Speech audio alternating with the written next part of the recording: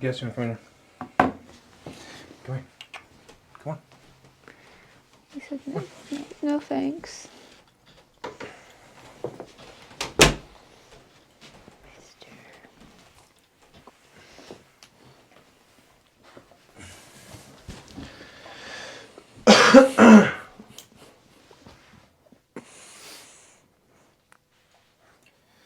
Ready?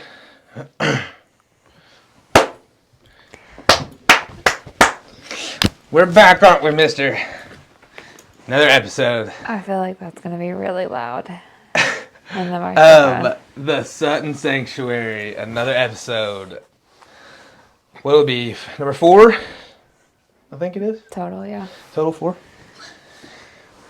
Yeah, we're gonna, I think, get into a little bit of my backstory, talking about, kind of the struggles that I had as far as alcohol goes, and some of the other things I kind of battled with. I had some other substance abuse issues in the past, but alcohol was always the one that I guess stuck around. All the other ones, like anything else I had problems with, I was able to recognize, like, okay, this is not, like, it's a little over the top, Yeah. As compared to, like, alcohol, it's just, like, socially acceptable everywhere. Right. I think that was, like, the main thing. Like, no one, I don't know. Yeah, I feel like all the other substances, like, if people know that you're doing them, and they're like, probably shouldn't be doing that. Right. But if you just say that you drink socially, or, you have a few beers a day, then no one really says anything about it. Yeah, before we get into it, I was trying to think some updates. Today is Monday, October 21st. That is the day that we are shooting this episode. But 3 days ago, on Friday the 18th, was 10 months sober. 10 months since I have had a drink. 10 months since you've had a drink. So yeah, 10 months into this thing. It seems like... How long do you think I've been total? Because, like, my journey to sobriety didn't just start 10 months ago. No. It started before that, and I had plenty of hiccups along the way. But when do you think it was, like, originally, probably the first time... The first time that we ever discussed cutting back or cutting out alcohol, or the first time that I ever came to you and I was like, all right, I'm done with it. Like, yeah, we discussed cutting it out, I feel like, a lot. And then it just, like, it wasn't that serious. No, I feel like it just kind of, but it kept getting worse and in worse. my point of view, I would come to you and say, we really need to quit drinking so much, or, it's only causing us problems. We don't fight unless we're drinking or we're drunk. It's kind of like we either keep doing this and our relationship's not going to be salvageable, or we get it together and work through it. And then for a few weeks, we would cut back drinking. And then all of a sudden, you would come home and, like, you'd be like, oh, just a few drinks. And then I felt like you wouldn't really, like, take it as serious. So I'm like, well, hell, if he's not going to take it serious, then why should I give up drinking too? Yeah, that was the cycle for a little bit. It was like we would stop and we'd go like a month. Yeah. Like 2 months and not have a drink, and then we'd be like, okay, yeah, like now we're just going to have a couple. And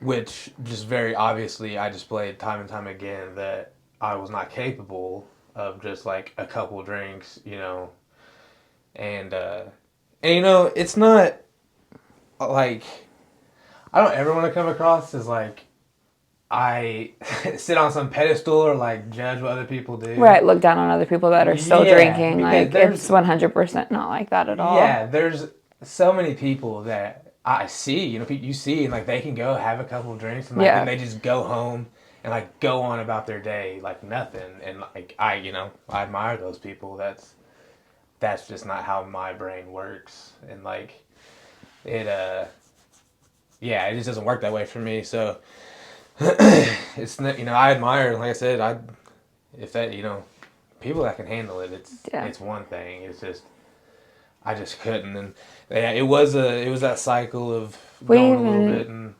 Yeah, I mean, not that we only tried you only having a couple drinks on more than one occasion, like we tried it multiple times, but I mean, you had even been sober for a little while. We went to Mexico. We had been sober in Mexico it was like a 7-day trip. And then like day 5 or 6, we decided like, okay, like you've got your mental health figured out. If we were ever gonna give it a try of just having a drink or two, this technically doesn't count. This is Mexico. And the first day, I don't think the first day was terrible, but we had a drink at like 4 p.m. Like it wasn't like we drank all day or whatever. The next day, I think we started out like early. We had our first drink early, and you didn't make it to dinner. Was it 2 days? I thought it was just one. I thought we talked about it one day, but I didn't think we ever did. No, maybe we didn't. I don't thought know. It was just one day, because if I remember correctly, it was just like maybe you're right. Took one shot at it, and I fucked it up in one go completely. Yeah. And I remember waking up. I remember waking up the next day, and I opened my eyes, and we were in the room, and as soon as I opened my eyes, I was like, "Fuck!" Like I had blacked out, and I didn't remember early. And I was like, "Oh no!" And like I rolled over, and I think you were like on your phone or something, or you were like you kind of woke up whenever I woke up, and you just looked at me out of the corner of your eye, and I looked at you, and I said, "I did it again, didn't I?" Yeah. And you said, "Yeah." I was like, "Fuck." And so yeah, but that's jumping forward a lot. Yeah, that's jumping forward a whole bunch. But I guess so. Okay. Oh yeah, we were just on some updates. 10 months. 10 months sober. I am now. If I seem low energy coming up, I'm going to try to drink plenty of caffeine to avoid that. I'm now about 10 days off the TRT as well. A lot of people will hear that and say, "Chase, what are you doing? You're 26. Why are you on TRT? You're ridiculous. You didn't need to do that." Okay, well, I did not just do it because of gym type reasons. Okay, and I will get into that story on how TRT came into play with my role in getting To be fair, sober. you did see success in the gym with the TRT as well, though. I feel like it helped play a role into the gym. That's not why you got on it. No, I'm not downplaying it. As far as like physical conditioning, it 100% I gained from that, definitely. But do you want to go into why you're getting off of it? Kids that listen to this and you want to play around with these things and you don't know what these things do to your body, you don't research these things. Look, I knew that there was a chance of this going in, and I believe you were aware as well. I had told you. I still felt a little blindsided by it though, so let me explain what happened, and then I'll explain that I did try to mitigate. It just did not work, which I knew. I guess that's what I knew. Yeah. I knew that some people struggled, some people. I felt like I had false hope because you were on the other medication. Right. But not like to your fault. Go ahead. Long story short, I've been on TRT now probably maybe like a couple years. Every bit of 2 years, I'd say. Yeah. Year and a half, 2 years. Yeah, and it could just be I've been on it for a little bit. But basically, right now, I have no sperm. Okay? And we told you guys at the beginning of this that we were going to keep it real. Long story short, I'm 10 days off the TRT. I will continue to keep you guys updated on that journey. Coming off that for the first time in a couple years. The next time I go get some tests ran and see kind of what my levels are looking like. Again, I'll update you, let you know kind of what that process looks like. Your TRT levels or your sterility levels? Both. Um, so getting into it, kind of the beginning of, I guess, just to paint the picture on how I kind of ended up um, developing my issues with alcohol and some other substances. I guess I'll kind of paint the picture of my life growing up, so you just know what that looks like. There's not a whole lot to go over. It was growing up in North City, Illinois, a small town, a little over 1,000 people in the whole town. I have an older sister and a younger sister. I had, both my parents growing up in the same household. I didn't have split parents or anything like that. Dad he worked in the coal mines pretty much our whole time growing up, from as young as I can remember, pretty much through, I think it was around like my junior or senior year, whenever Dad got out of the coal mines and moved on and went to work somewhere else. But Mom stayed at home most of the time. She would do odd end jobs just whenever she would, I think, get bored of sitting around the house. So she did like phlebotomy. She would clean houses. She would do like some teacher aide kind of stuff at some of the local schools around North City. I played sports from a young age all the way through high school. I played a year of baseball in college.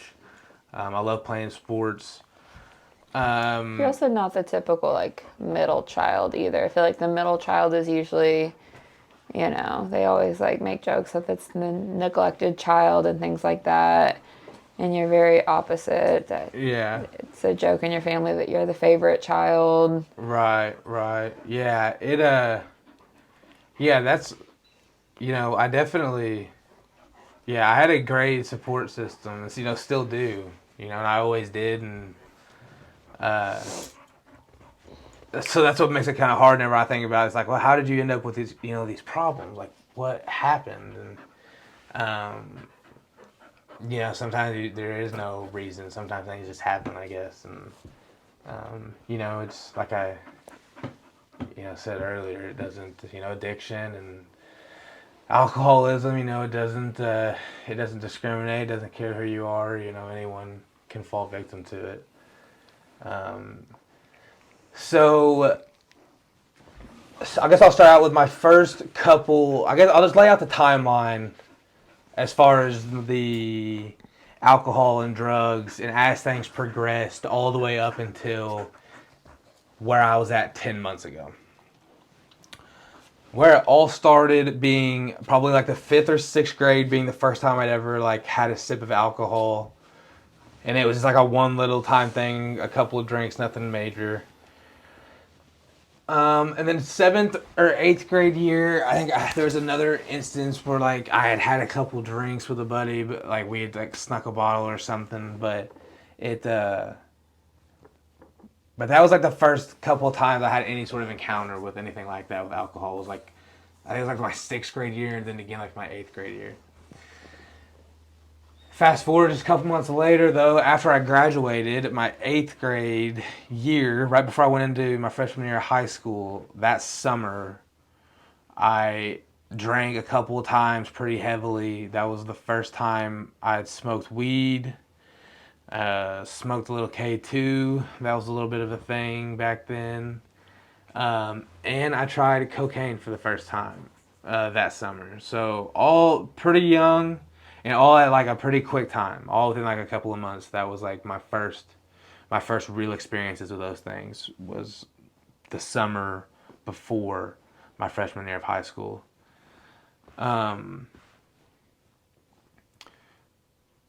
Fast forward to freshman year. No, fast forward. Nothing really came out of that. Those experiences, those are like, again, it wasn't a regular thing. It was like a one-time thing that those things happened. And the only thing that really stuck around even through high school was just the drinking.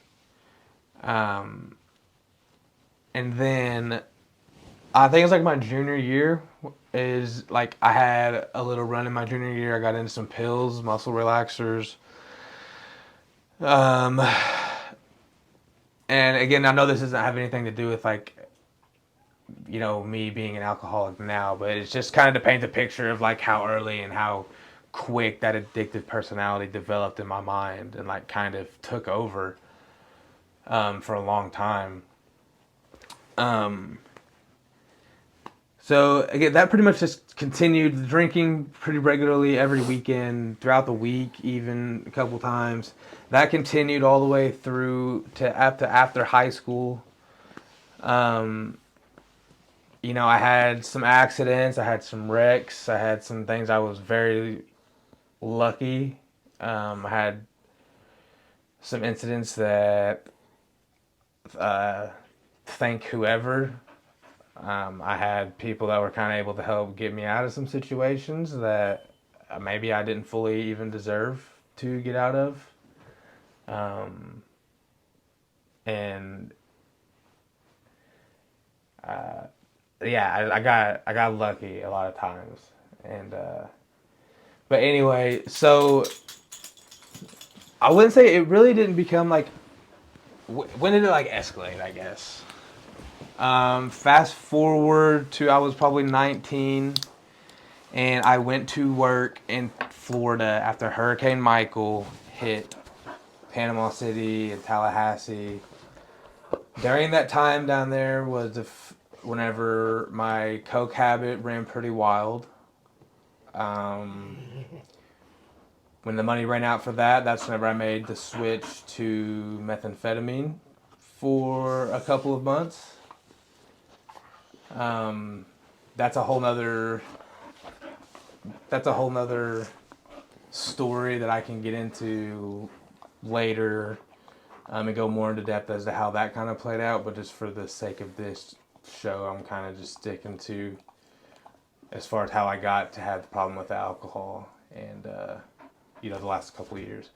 So I went through that, and I got away from that. I got away from all that. Um, Again, the drinking continued. I get back from Florida. I'm back home for just a little bit before I go back out on the road. And all of this time on the road is really probably where the drinking took off. Because at this point, being gone, traveling on the road, the drinking was every day.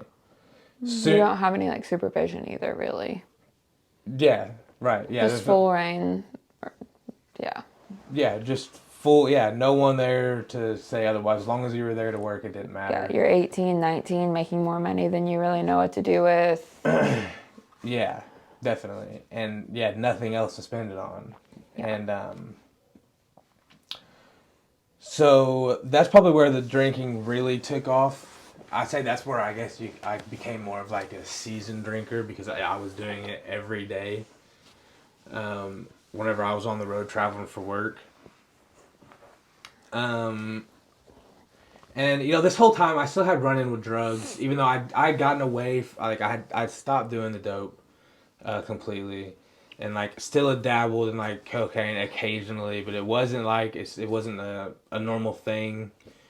And then, but the drinking is what remained constant, all the way from the time I was pretty much 15 up until now. At this time, I'm 20, now coming up on 21. I was in Iowa whenever I turned 21.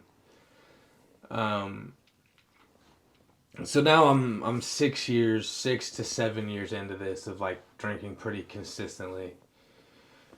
I spend time on the road the next couple of years traveling. I come back home. This is where it starts to tie into, and if there's anything else that I should be more specific about, or if you like would like to hear more about in depth, then let me know. But this is the point of the story that I'm kind of trying to get to, because this after I'd been gone for these couple of years, I then come back home. Where now that I'm back home at this point, I'm pretty much drinking all the time. I'm not really working. I'm kind of working. I'm kind of waiting to find out if the guy I was working for is going to be getting more work. So I was kind of just hanging around, not doing very much at this time. Moved back on with your parents? Moved back in with my No. parents. Was driving the old red Pontiac Grand Prix. How much money did you have to your name? At this point, probably like $1,000. And you've been spending all this time And I've been working spending your the ass last, off, and and I've been working at least 12-hour days, 6 days a week for a couple years. right, just blowing it. And I couldn't keep it in my pocket. Yeah. Just to express the and that was not because I know cocaine is expensive, and if I was spending it all on that'd be a little more reasonable because it's like that shit's so expensive. But no, this was really just booze, just drinking, smoking some weed, but really just drinking. I enjoyed to drink. From the first time I drank, I enjoyed to drink. Not like you had a car payment, you didn't have a house payment, you didn't I didn't have have a single rent, payment. you didn't have nothing. Just I didn't pay for a solely hotel room. alcohol. I didn't pay for gas. That's so much money. The only thing I paid for was food to eat. Yeah. That I had to pay for was food to eat. And half the hotels we stayed at served breakfast and dinner. So, at this point now, I'm 22. This is around the time right before we meet. And so, how old were you when we met? 22-ish, I believe. Yeah. 22 or had just turned? Was it 2019? Is that how? Did we decide Yes. that? Yes. How long ago was that? 5 years ago? Coming up, November will be 5 years. Yeah. So yeah, 21, going to be 22. My God, you're a baby. Yeah. Really robbed the cradle on that one. Yeah, so again, at this time, from the outside looking in, at this time, there's still a lot of people that would probably just say I was just a young guy, that's typical behavior in these small towns. I wasn't the only one that, and I'm not gonna, not gonna For perspective, I'm 25 and I was still going out. If you were 21, I would have been 23-ish. Yeah. Yeah. So I'm 23, 24. I'm still going out with my friend group every single weekend, drinking at the same bars as you are. And at that point in time, you're only 21, almost 22. So yeah, it's not like it was a red flag or anything like that. Like, to people that did, I didn't even,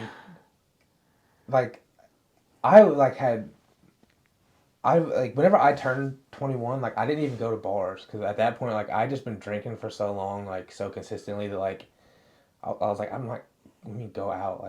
I've been doing this. I don't, and it, so anyway, so around this time, I'm 22, 21, 22.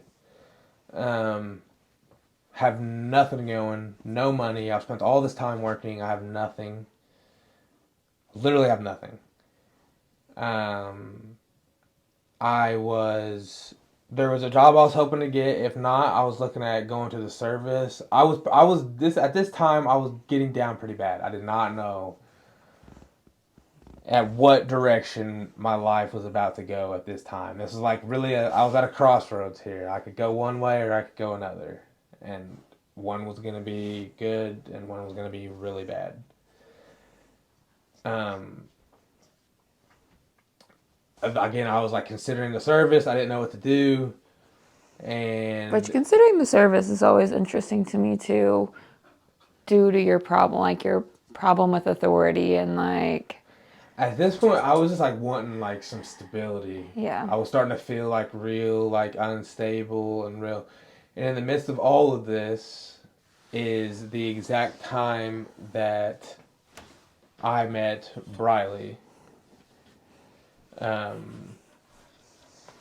in the midst of this. And so, of course, at first, that's why it was just the timing couldn't have been better because like at that time I just felt like super alone and like I didn't know what to do, and I was like, all I want is just like I just wanted a friend. And like, Yeah, and I don't, like, you weren't really like physically alone. Like, you were still hanging out with your friends and things like that. So it's not even like mentally I was just checking out. Yeah. It was starting to happen. I was starting to check out mentally, and again at that time, just whenever I met you, Night we met, run through it. the night we met. Yeah. So the night we met. Are you to that point yet in the story? Or? Yeah. Okay. So at this point, so we meet. I'll explain how that went. So I was hanging out with some buddies, and I was drunk. And I'm scrolling through Twitter. I see a post come through my feed. It was hers, posting about a dog we used to have, Bella, that she had just got. And sort of. It was about, I was going to rescue a dog from the village, or from It Takes a Village. I put 2 pictures of the dogs up, put up a poll, should I go rescue? I was living by myself.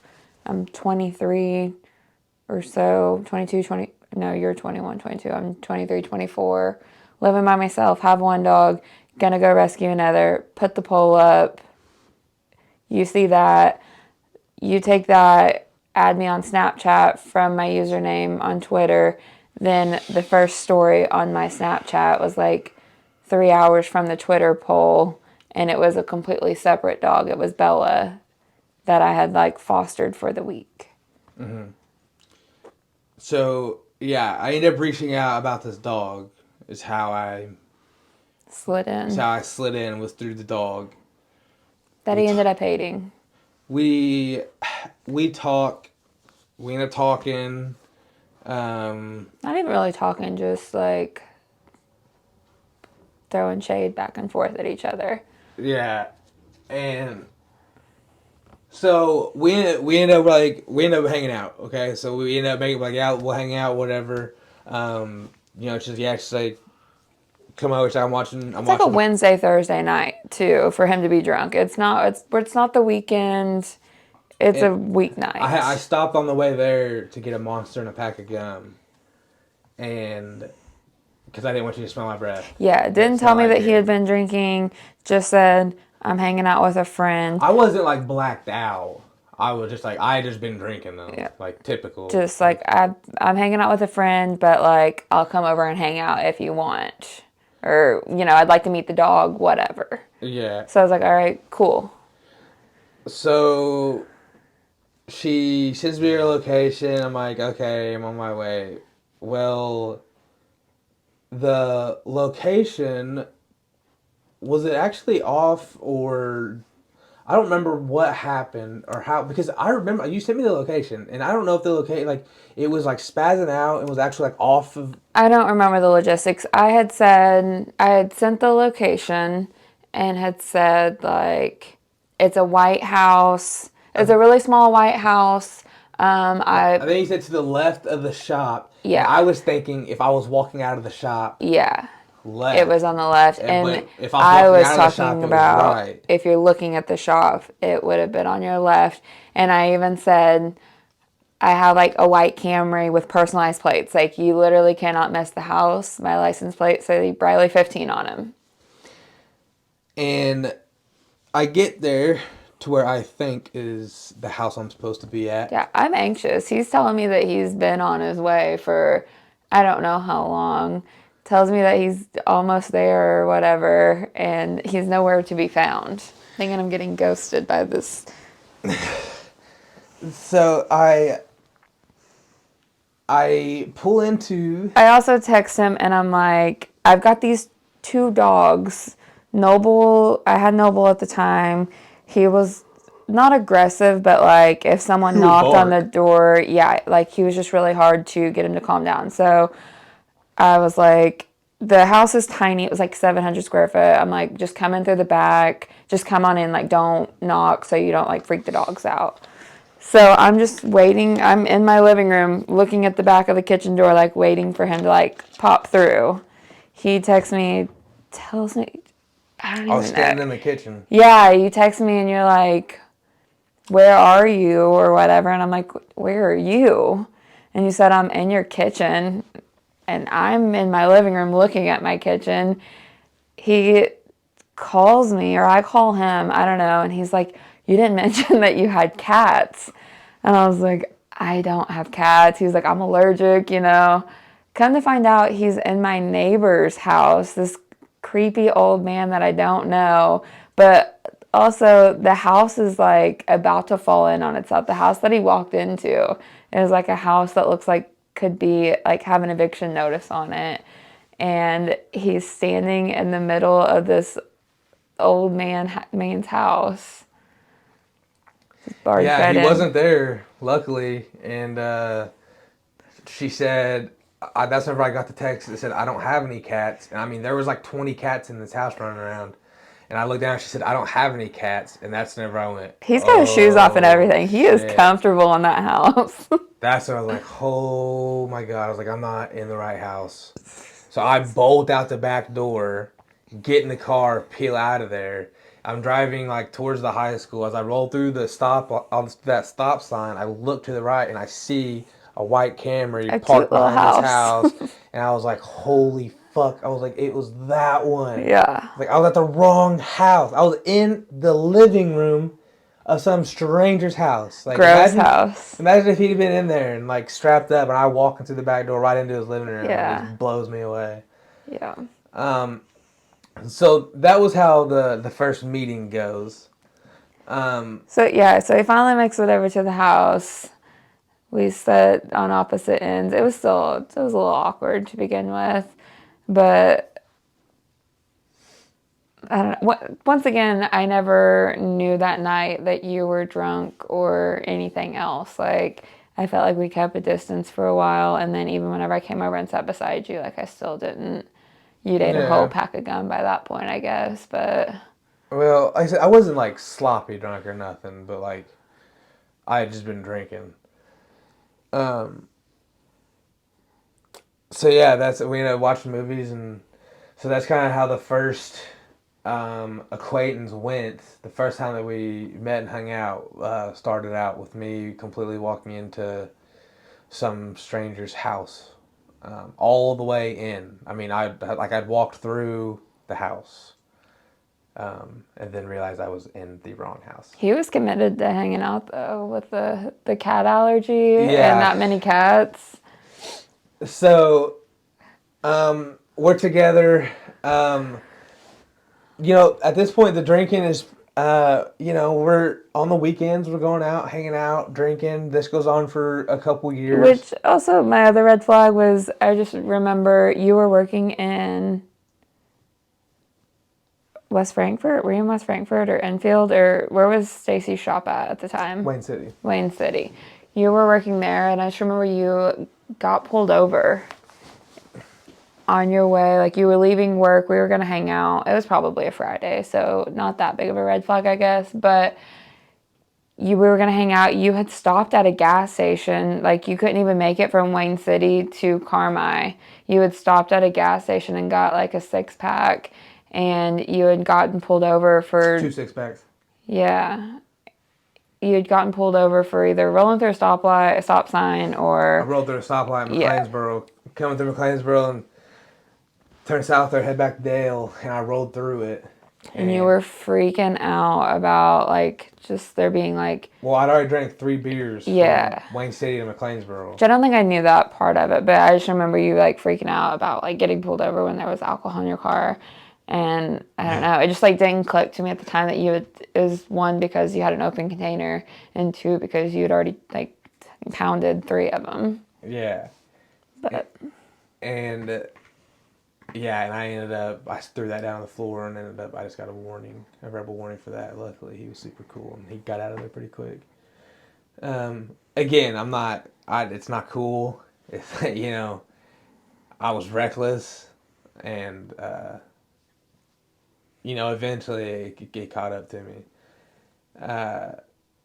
So as the relationship goes on and as things continue, it's just we go out on the weekends and hang out, and that was just the vibe of the people that we were around, and the just But like you were also keeping it together. Like we went to St. Louis and to that charity event, and like I feel like that was your prime time to get blackout drunk, and instead like I ended up being the problem. Like I lost my ID or whatever, and we had to go back to the Airbnb early, or we went later on. We went to Mardi Gras in St. Louis, I guess, later on, and you did get blackout that night and tried to fight. So that was like a little bit of a red flag early on.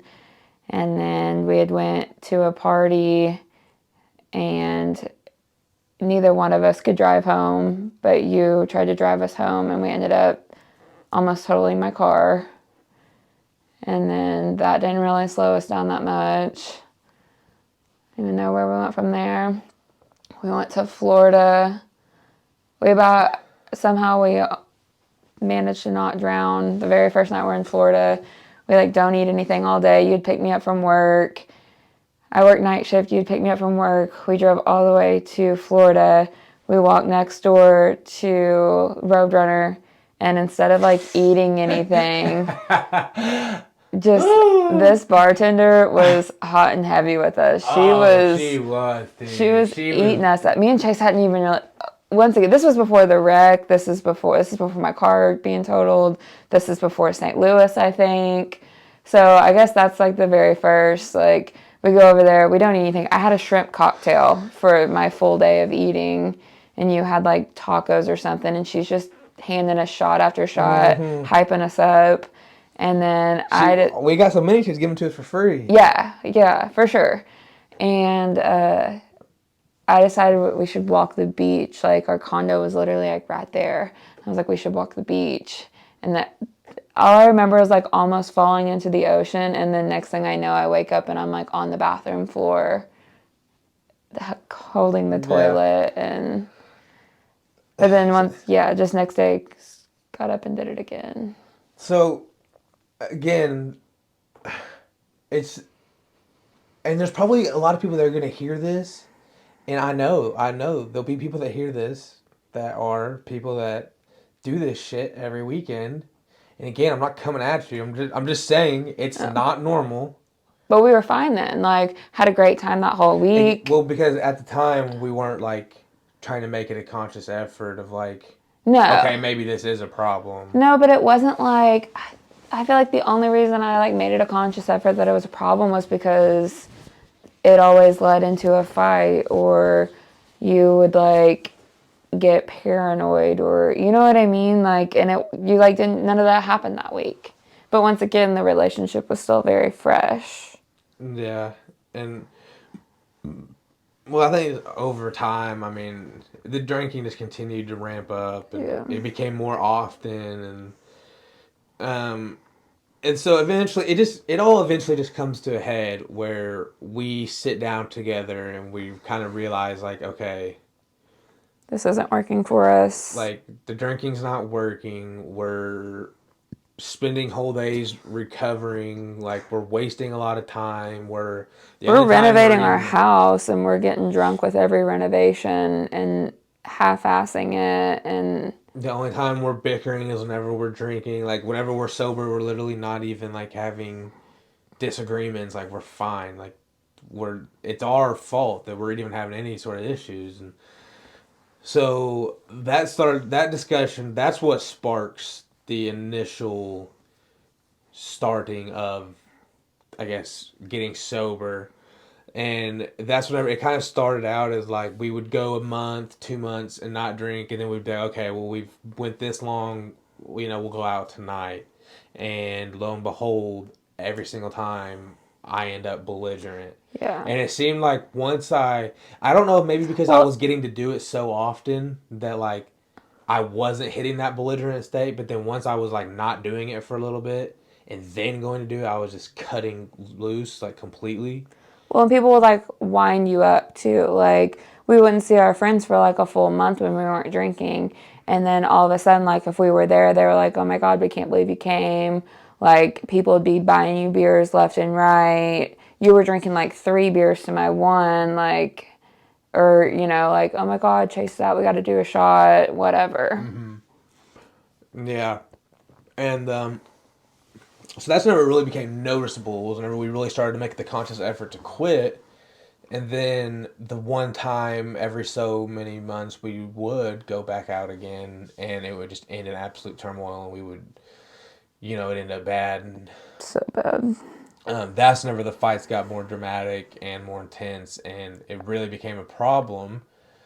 And at this point, you were doing okay with the not drinking. This is whenever it all started with. I'm just like, I'm getting a little resentful at this point. Like, I'm willing to stay sober for us and do the things that we've discussed, but I come home from work and you're blackout in the bed. Like, I haven't heard from you since 2 p.m. and I can't get home until 8 p.m. And I don't know what the hell you're doing, if you're alive, if you're dead. Nobody knows where you're at. Like, you're solo, you know. So I get resentful at that. Yeah, and so that's we so this is that cycle began. This is where it begins of I would go a little bit, and then she would come home and find me drunk. And then I'd go a little bit without it, and then she would find out I'd been drinking. And so this cycle goes on, this continuous cycle of me getting sober. Well, and he was just like weird too. I'd come home and he like didn't want anything to do with me. Like, didn't want me to get too close. Like, instead of being like coming home and like hugging me or whatever, just like very much at arm's length. Yeah, well, yeah, I definitely started to get very distant. Just very closed off, yeah. And yeah, definitely closed off and distant. And so this intensifies over time to the point of kind of you know, it's weird. This all worked in like stages, you know. Sobriety, there's no, you don't see many people that just like get sober one time and they're sober. Like, it really is like stages of work that has to be put in to make it really happen. And we, you know, so I say that this was kind of the last straw of like stage 1. Well, It's how I when look was at it. it? Of whenever you found, you came in and I had been blacked out drunk, and you'd called mom and dad to come get me. And it was that next Sunday that I went to the detox place. But before that, we were at a friend's wedding. It was like, what? That was our 1 year anniversary. And we had been at a friend's wedding in New Harmony. We had bought a room to stay, like, and it was an open bar. And we had went to the wedding. We'd only had a couple drinks on the way there. And then we get to the reception. There's some like lag time. You end up getting blackout drunk. I was feeling pretty good. Got in an argument. I'm ready to leave. You're not ready to leave. So I was to the point where I was pissed off, like I was leaving regardless. I took the keys from you. I thought you knew that I was going back to Carmine. Like, I'm done. And all of a sudden I don't know. I don't even know how far I get, but he calls me. I go back and pick him up, and then me and him just go at it. I don't even make it out of New Harmony. I kick him out of the car. He gets out. I guess you had your phone, but your phone died. I make it to the interstate. I'm getting on the interstate to come home, and I'm getting a random call from like a random number. And Chase is at a gas station, doesn't remember anything. He's upset. These poor couple, they feel awful. It's a terrible time and so embarrassing. We're here. I'm trying to get him back in the car. just that, I feel like that I don't was... remember any of this. Yeah, like, it got to the point where, like, usually whenever you would get drunk and, like, we would get into an argument, like, I was a bitch. Like, I would, like, push and push and push until, like, waiting for you to say something smart to me, and, like, you never would. But that night, I just remember I made a comment, and you mouthed something back, and just immediately I, like, reached over and, like, hit you, and that's when you got out of the car.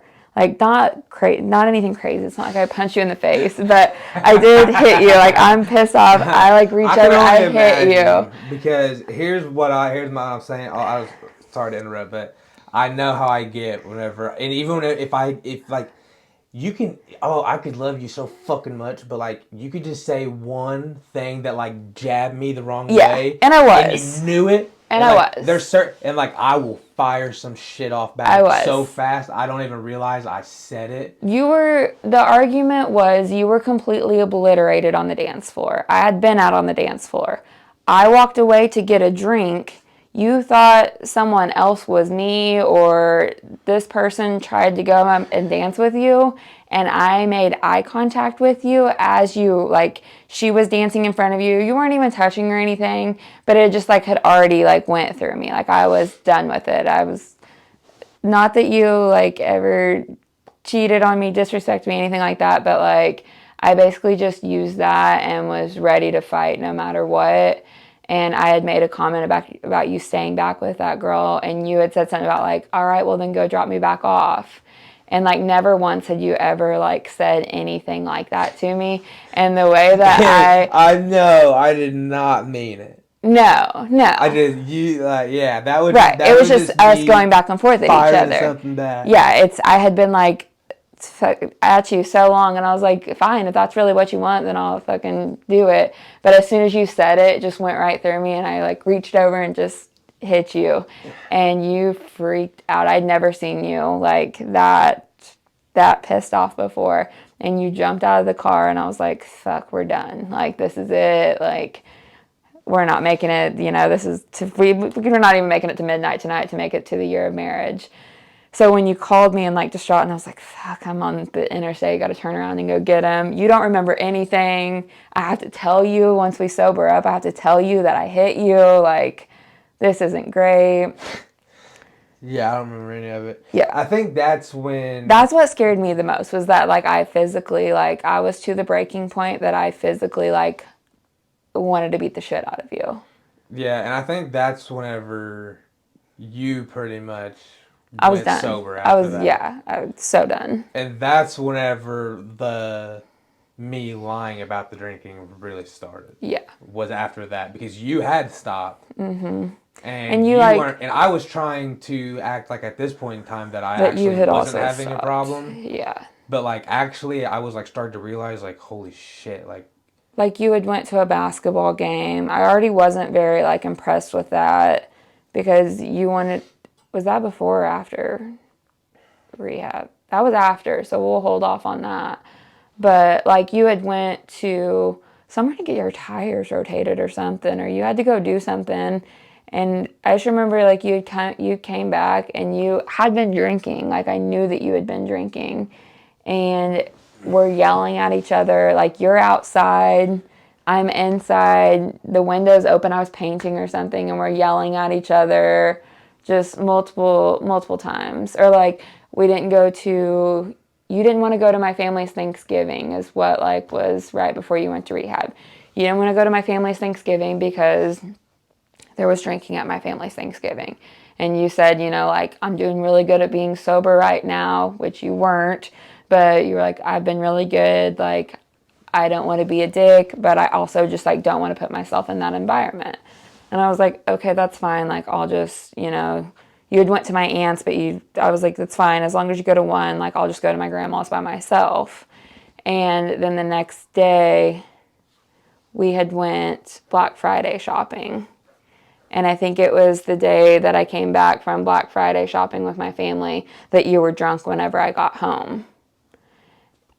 And that's when I called your parents. Like, you were so blacked out that you couldn't even, like, make conversation. Mm. Like, your phone was tucked underneath you. You made it to bed, surprisingly.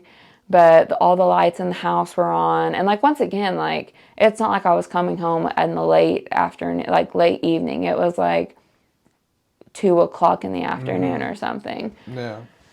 So I called your parents and I was like, I'm not doing this anymore. Like, you can come get him. Like, if he stays here much longer, I'm going to beat the shit out of him. Like, This was the real start Yeah. of like Chase has a problem and and we really Briley's have done to with address it. it. Yeah. Like this isn't like okay, he just likes to be a little reckless and drink on the weekends and he's just having innocent fun. This is now like, okay, No, it's not seriously, funny it's a anymore. problem. Like, I'm done. Someone else better recognize it.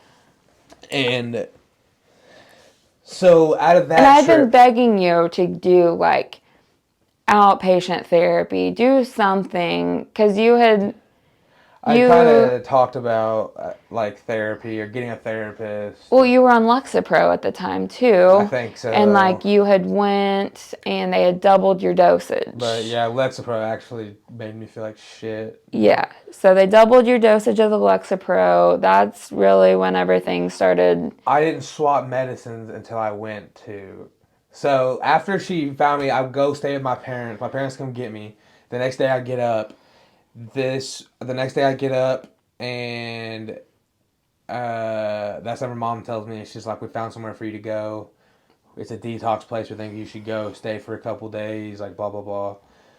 I was very much against it. I was very scared of it. Didn't want to do it. But then I like kind of realized like if I don't do this, like I really am on the verge of just losing everything that we had a house and like Yeah, I'd asked them multiple times, please go to we were outpatient therapy, do engaged. some. We were married. Were we married? Okay. Yeah, we were married. Yeah. So This is like right after, so the wedding, all that wedding stuff happened. Like our 1 year anniversary was in October. oh yeah, that's This right. is That's at right. the That's end right. of November. That's right. Yeah. So yeah. Yeah, it was cold. I remember. And so the next day I go home. It's a Sunday. This it was rainy and cold, and I stopped by the house and saw you, got a bag, and my parents took me to Deaconess Cross Point. I spent like 3 days, 3.5 days or something there. It was barely the 72 hours. And Like as soon as you got it there, was you were calling terrible. me to come get you. I was traumatized. I did not want to be there. Like, yeah, I hated And like it. in your defense, once again, you're in a rehab and they didn't give you like even your baseline medications. They didn't give Yeah, you they wouldn't give me my medication. anything. And like you couldn't have visitors until the closer to the 24-hour mark. You didn't get any phone calls until however long. It yeah, and like it was. I know people go away for like 30 days, long times to go away. So I know like I'm sounding soft as fuck about it, but yeah, so I did that. I went there, did the 3 days, got out. Pissed off at the world. I was very resentful towards everybody for that whole experience for a long time. And like the day after you got out, I had to go get my wisdom tooth taken out, like cut out. And I remember like you were like, yeah, well, I want to go. Like I don't want to be at the house alone. So you go with me and my mom. And then like 2 days later, me and you were like back at each other's throats. Like you won't speak to me. Like I'm walking on eggshells through the house. It's a terrible time. Yeah, I was very resentful for that. You're 'Cause throwing ultimatums around like, well, if I can't drink, then I'm gonna at least need to smoke. Like I don't want to do this. Like there's no way that I can be sober for the rest of my life. Like it's literally just not possible. This was probably one of the worst times of all of it was after that first trip that I came back and then I was like deep in depression, felt like alone, like I felt like I was like just like all these people around me like trying to tell me what to do and it was just like overwhelming and it was just like very new because I had never really thought of this as a problem and this is something that I had like made part of my identity now for my as long as I could remember at this point and So for all of it to come to an end, and then FOMO kicks in, you start thinking of all these things you're going to miss out on because you're not drinking or you're not partaking, which is complete and absolute bullshit. Like, you're not missing out on anything. This was like the first point in time where I thought like you weren't going to go through with it though. Like everything else had been like, I'll do whatever I have to do to like make sure that we're good, or This is like whenever I started TRT, was shortly after that. shortly after, yeah. But I just remember even like like I like could not get anything through to you that night, and I was like, is it even worth it? Like, do you even like love me enough to like want to do this? And like you point blank said no. Yeah. Yeah, I was down bad. I was I was just mad. I was just so mad. I felt like I'd been like ganged up on, and like the fact I was like, these people are supposed to love me and they just made me do this, and like I was just very resentful and very like checked out of it mentally there for a couple days. And that's whenever the idea of like maybe there's something else going on too, like mentally, or my hormones, like there's there's some stuff going on here. Yeah. Even before that, like we had been like not just even like the arguing like over the alcohol, like things were already tense, like with the medications, like the libido was down, like No, everyone's yeah, erectile dysfunction. Hey, that's something that people don't want to talk about. That's a hard thing that people like to act like is not happening or doesn't happen with SSRIs, or whenever you're a heavy drinker, or whenever your hormones are in the shitter. All of these things that people don't want to talk about. Well, that's real life for you. ED, I suffered through it hard there for a long time. While I was in the midst of getting medication and my hormones balanced, and also trying to stop drinking, and I was just completely fucking wrecked as far as that goes. Uh, yeah, libido non-existent, like, yeah, it's a real shitty time. yeah, just all aspects of the marriage were taking a hit. I mean, yeah, it was bad. I think that may have been the worst it ever got. Yeah. Like, even after like a year ago was Yeah, like it shit, but still like, sucks. But yeah, but as that far as was like the actual that harm, was like a different kind of like difficulty though. That was like, I don't know. For me, it was like I felt that like you had regretted everything that we had done to that point, like being with me and things like that. yeah, Whereas like later on, it what like I never questioned whether or not you loved me. It was just like if you loved me more than the booze. yeah, yeah, and yeah, it was a different kind of hard, that's for sure. That was more just like depression, like mental health stuff. Yeah. Um, But in denial about it, right. to a sense. So this is the time I then go for the very first time and get my hormone levels checked, and get my testosterone levels checked. If you don't know, the average for a man, or your testosterone range runs, I think it's like 300 to 900 nanograms per deciliter. It's like 300 to 1,000. Some say 200 to 1,000. I think it's like 3 to 900. It just depends on what chart you look at, or who you're listening to. A guy for my age at that time, it's pretty average for a guy to be anywhere from like 7 to 800s, even up into the 9 to 1,000. Like, that's not abnormal for a guy my age.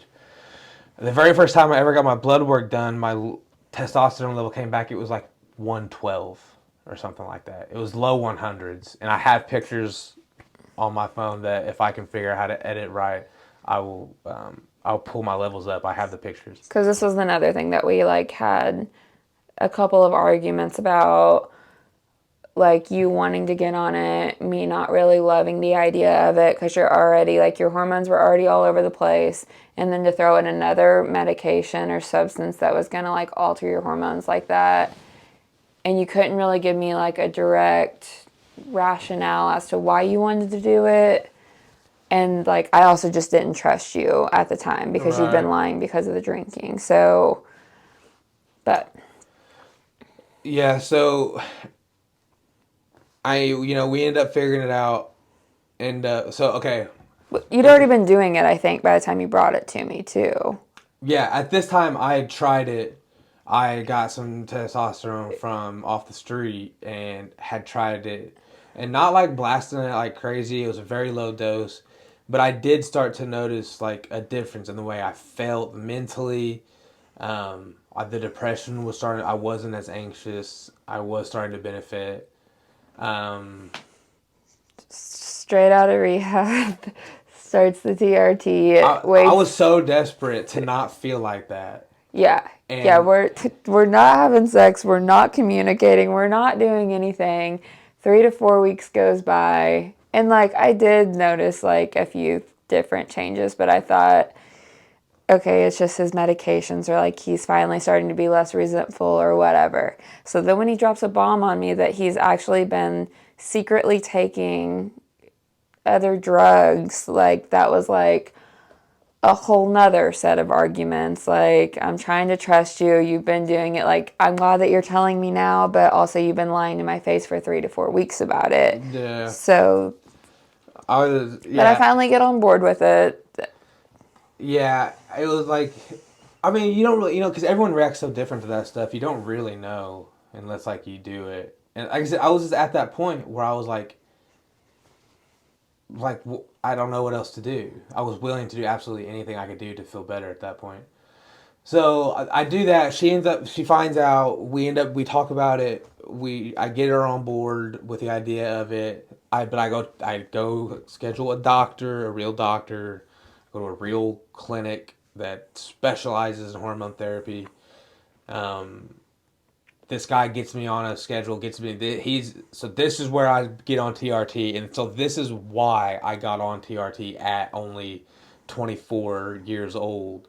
A lot of people are like, "What are you doing?" Well, listen up, bitch. My shit was only at like, it was only at like I can't remember. I had it. I had it. Let's just see if I can pull it up real quick because I had it saved. Um, I think I think it's actually on that phone. So I'll get it and I'll pull it up on the screen. But so yeah, so before people are like, yeah, no, that's just why would you do that? But okay, that's why, because I was absolutely in the lowest stage of lows in my entire life. But anyway, so I get on the TRT and like I said, I've been on it for the last couple of years, and it ended up getting my hormones in check and getting everything balanced out. I think made getting sober way easier. I guarantee it, because was it the first time you relapsed, or? The first time I relapsed was after we moved here. Yeah, but So after we go to the detox place, I get back from that, I get on TRT, and then it's just like 6 months later we moved to Newburgh. And this whole time I had been sober. is that right? I'm pretty sure, yeah. When was the whole like fiasco at the house? Uh, Our Church Street house.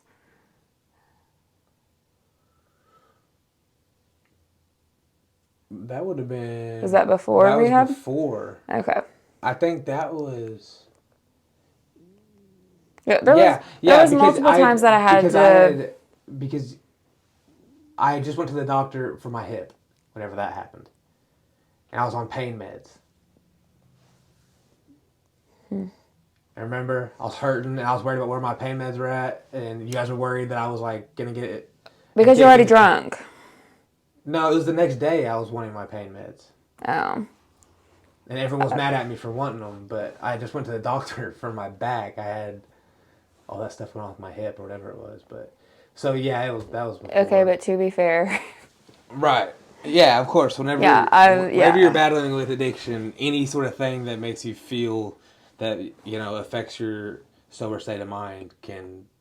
There was a lengthy period of time too where it was like we're good, we're good, we're good. I'm calling Kelly and Gabe. Come fucking get him. I can't do this. Like, I'm not going to keep taking him back time after time, because it wasn't the drinking. Like, and still, like, even after we moved over here and all of that, if he would have just, like, came to me and said, I fucked up, I had a drink, or, you know, like, whatever, I could have dealt with that a lot better than just the constant lying. Like, he would be actively drinking. That was after rehab. You went to that game. I already wasn't like super happy about you going. Not that I cared that you were hanging out with friends, but I didn't even know the people that you were going with. You were going out of town. You were fresh out of rehab. We had just had that huge fight. Once you got out of rehab, you're swearing on my life that you're not drinking. And then, like, within the week, I had someone tell me that they saw you at the liquor store before you ever even left Carmi to go to that game, and that you had drank like the whole way there and everything. And as you're telling me that, like, you're not doing it. So there was just a lot that you would, like, get back, and I'd be like, no, I can't do this. Like, I'm tired of being lied to, whatever. So to be fair, I was calling Kelly and Gabe more than an embarrassing amount. So we get moved over to Newburgh. I'd been sober for a little bit. This is whenever that first relapse happened. The first relapse happens. I'm trying to remember. No, the first relapse was me getting arrested. Yeah. You get a job working for another fiber line. We got over here, yeah. So the main guy's son, like, you guys hit it off. You guys are friends. I think that he knows about your drinking. I think that he, like, is keeping you, you know, helping you out, keeping you sober. And then we're hanging out, and then all of a sudden, I get home from work one night. I hadn't, once again, like, we'd been over here for maybe 4 months. I don't even know. No, it was September. Been a while. We didn't move over here till July, so maybe 2 months. Okay, yeah, sorry. So it had been like a month and a half, 2 months since we'd lived over here. But I get home. I hadn't heard from Chase since like 1 or 2 o'clock. I'd been working. But whenever he was doing like the line work, like, I didn't always hear from him. So I was like, all right, whatever. Get home. His work truck's not here. So I had messaged and called, and, like, you hadn't said anything, and no one knew where you were.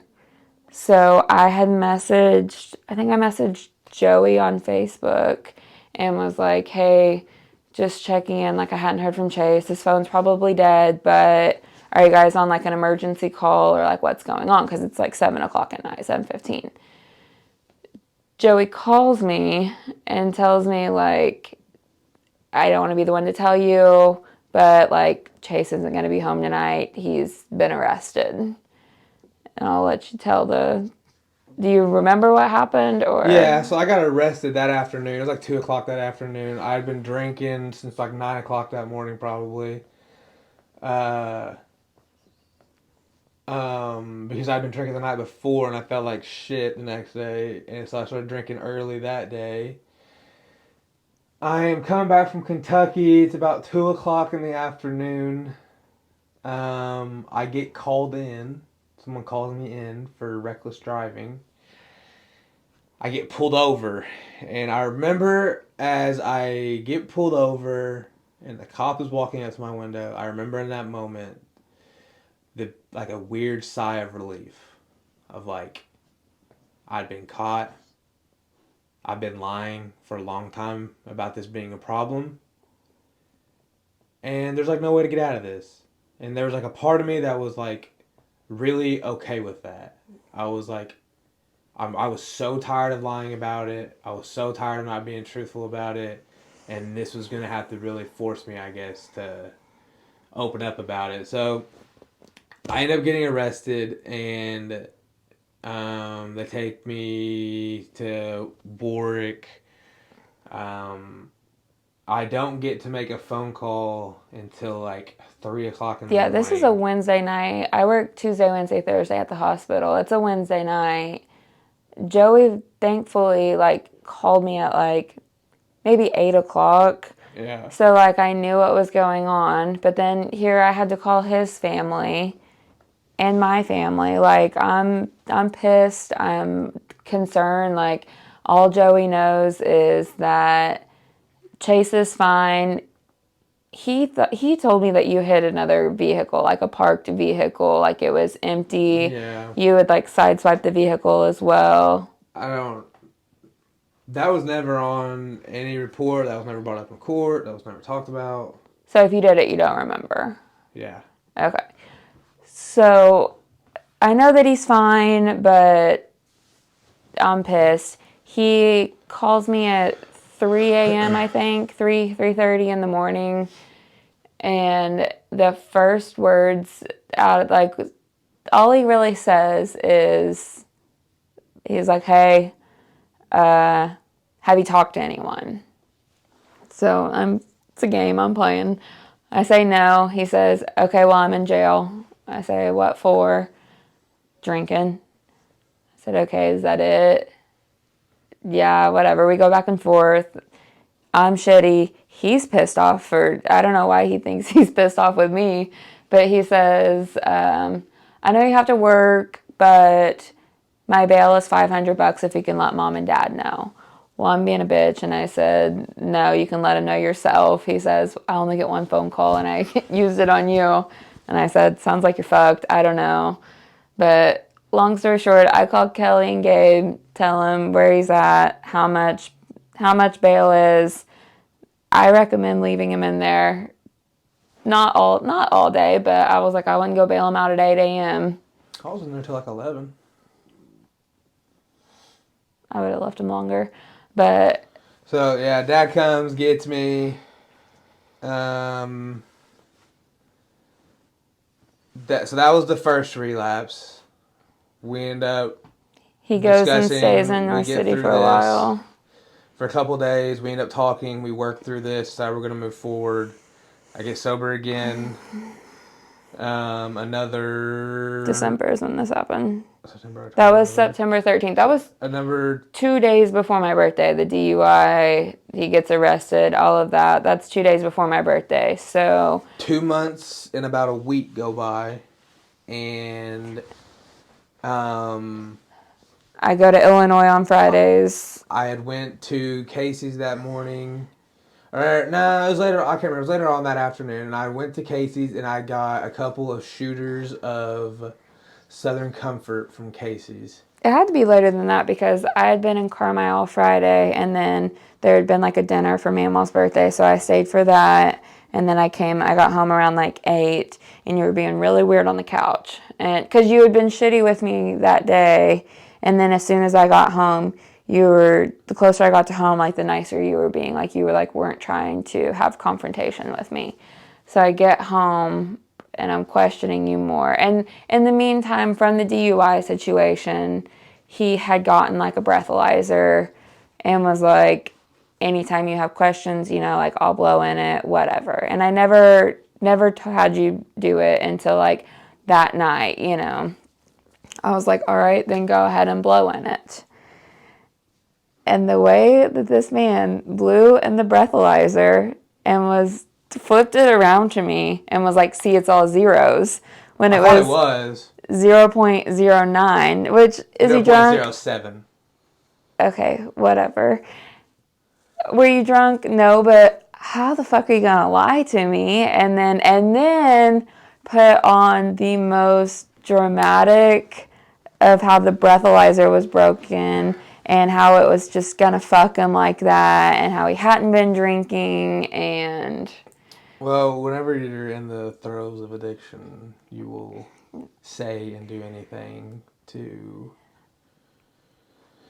get yourself out of any I know, but it's just the amount of times that I had you caught red-handed and I let you talk yourself out of it. It's amazing. Well, that is the addictive personality that So I don't hit him this time. I'm sober. I don't hit you. I just start getting trash bags and putting all your shit in the trash bags and throwing it in the back of your car and your truck. And we are separated. We separate again. We end up separated for about a week again. And It's I it's the had weekend. You stay the weekend in North City. Eva has a volleyball game that Monday night. You were supposed to go back to work that Monday night. You had the weekend off. You were supposed to yeah. go back to work that Monday night. I end up drunk. Texting me, sending me your location that you are at work. Well, I did go. I Yeah, went, you were in the parking and I was lot. gonna go, and then He I starts was, acting really weird. I'm at my niece's volleyball game. He's texting me, acting really weird. So, I don't know. I end up leaving work, and I'd been drinking anyway. And I go to work, and I was gonna go into work, and then I'm still thinking that I'm like she's leaving, I'm losing everything at this point. Right, And we're so at this minimally point, talking. Yeah, you're talking about getting an apartment over here to keep your job and like, didn't know what to do, so I was like, "Fuck this!" I end up leaving work, go get hammered. Um, this was the very last night that I ever had a drink. Also, was the very last night that I had serious thoughts and intentions of ending it all and just being done with it completely and leaving this earth. And due to my drunkenness and a mishandling of a firearm, I am still sitting here today. Um, that's kind of heavy probably to hear, but that's just the reality try of living it. that's just the reality of whenever you know again, I don't tell you these things to depress you, because look, I'm not fucking sad about it. I spent a lot of time being sad about it. I'm not sad about it now. Okay, I'm sad that it happened, sure, but we're not in that place anymore, thankfully. And again, I don't tell this as like a sob story or a pity story. I just tell this because it's real life. It's some real life stuff that we've went through this last year and a half that I think is a very real reality for a lot of other people that are probably battling a probably real similar situation to what we've been through. Um, because of the events that unfolded that night and because of what could have been, thankfully it didn't. Um, I am still here, and I swore to whoever was listening in the universe that I would not drink again, because the thought of leaving this earth and leaving my family behind and my wife and my dogs, and like I couldn't believe that I let it come to that. That's where this had all went to. All because of some alcohol is where this had got me. I couldn't believe it. I'd never been more disgusted with myself than I was in that moment, that this is what it had come to. And, I was going to go into this video about this kind of the steps of getting sober and staying sober, but I'm running out of time and I'm going to have to wrap this up really soon. So we can make another video about that as far as afterwards. But that's just kind of the leading ups to 10 months ago where I made the decision. I said, and so did she. And she made the decision, and she's made this decision to do it with me, and just to have the support that I've gotten from her, I wouldn't have been able to do it without you. That's for sure. There's no way. And yeah, that's the night, December 18th, 2023, was the last night that I ever drank alcohol. And this is something they also I heard in AA, and I still tell myself this every day now, is I don't know if I'll drink tomorrow, but I'm not going to today. And because so many people get so caught up in the length and time of sobriety they have, and you want to have all this time under your belt of sobriety, and they get caught up in that, and that's a really dangerous way, I think, to look at it. And you really just have to break this shit down into one day at a time, and knowing that, I don't know if I will be sober tomorrow. I don't know what could happen tomorrow. Who knows? I don't know if I'll drink tomorrow, but I know that today I will not. And every day I wake up. Still not that easy to hear though. Like, But I think it has to be that simple. I know, but It the sounds fact, scary. like, when you say that, like, the fact that you don't even know for yourself if you're not going to drink tomorrow, like, I think it's because you can't get cocky in the idea of like thinking that it will never happen to you again. That's also a dangerous way to get into. Yeah. Is to think like, I'm good, I'm never drinking again. It will never happen to me again.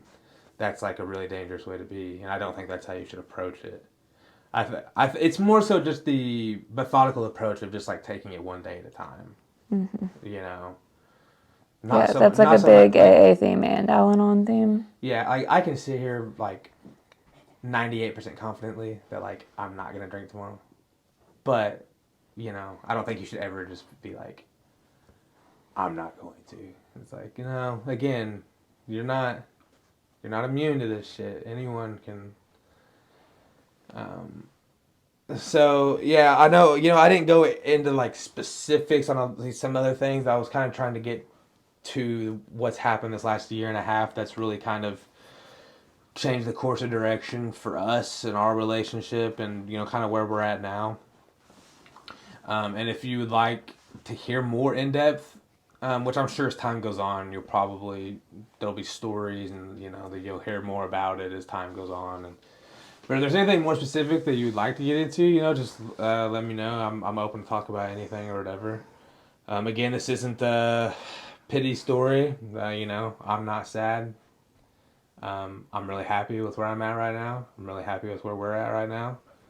And this is just nothing more than a positive message for people to see that even in those times where like I had felt like I had lost everything and I thought it was completely over, in just 10 short months, I'm sober, I'm happy.